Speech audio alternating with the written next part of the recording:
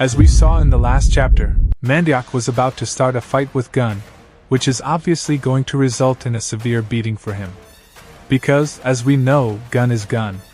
Welcome to the review of Chapter 508 of Lookism. Before we begin, I suggest to you to subscribe and hit that like button. And let's dive into this chapter, gentlemen. The chapter starts with Miss Kim lying on the floor. After that, we see the two brothers. They start chatting and saying some crazy stuff, like torturing her to get information. But just as they were about to begin, one of them heard a voice.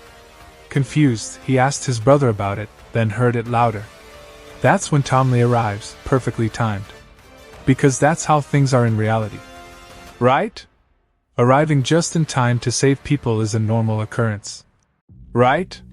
Anyway, the story then shifts back to Manduk and his fight with Gun. But before we get back to the story, I want to chat seriously with you all for a bit. The first event with Miss Kim was just so over the top. I mean, come on, when someone gets in trouble, someone magically shows up at the perfect time to save them? I love Lookism, but sometimes it feels like the story thinks we're kids who'll believe anything. These perfectly timed rescues can be a bit much, don't you think? It's like the writers are taking the easy way out. Instead of building real tension and making us wonder what's going to happen next, they just pull this. Hero arrives just in time. Trick. It would be great if the plot made us think a little harder or kept us on the edge of our seats more. Anyway, that's just my take. What do you guys think? Okay, let's get back to the review. We see a flashback of Mandiak saying he wants to be free and that he'll help Jian achieve his dream. As we know, they were bullied in middle school. But seriously, just look at how huge Mandiak is. He's over 6 feet 7 inches. Who in their right mind would dare to bully someone like that? It just doesn't make any sense. Anyway, back to the present. We see Mandiak throwing a kick at Gun. We then see Mandiak's leg in a horrible way. It's barely even straight. He tries to throw another kick at Gun, and it seems like he barely managed to push Gun back. But then, Gun suddenly wakes up and hits Mandiak's leg so hard that the bones look completely wrecked, like they're not even connected anymore.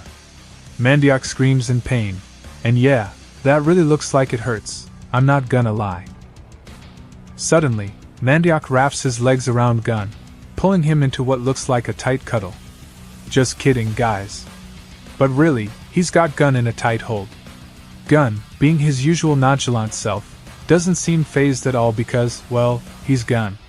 We see him preparing his grip to put Mandiak to sleep. But then, Mandiak starts screaming for Yuseong to attack. Yuseong comes in with a knee kick, but Gun blocks it. And wow, just look at that. The bones in Yuseong's leg crumble like crazy. Oh my god! Gun takes some damage too, but not nearly as much as Yuseong. Realistically, Yuseong would need years to recover from something like that. But since it's fiction, he'll probably be back on his feet in a few months.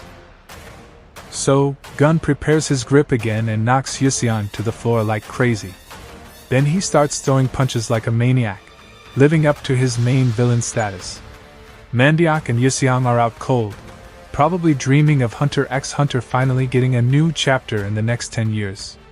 After that, Gun starts questioning why they went to all this trouble just to break his hand. Does breaking his arm really seem like enough to defeat him? But then he sees Eli Jang and realizes that they put in that effort because they believe in him.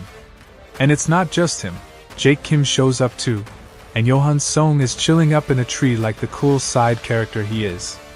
Johan says, "Today is your last day, Gun. Sorry to break it to you. But come on, those 3 cool guys don't stand a chance. They're just the next victims of Mr. Gun, because Gun is Gun. He's just unstoppable." In the next chapter, we'll probably see these 3 getting beaten up badly. Sure, they might land a few hits, but they won't knock him out. And remember in chapter 504 when little Daniel got knocked out? That probably means we'll see Big Daniel soon. If he shows up in his UI form, Gun might be in trouble.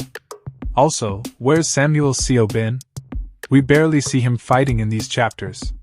Is he planning something big, like calling Goo? Just imagine Gun, Goo, and Big Daniel all in one place, fighting each other.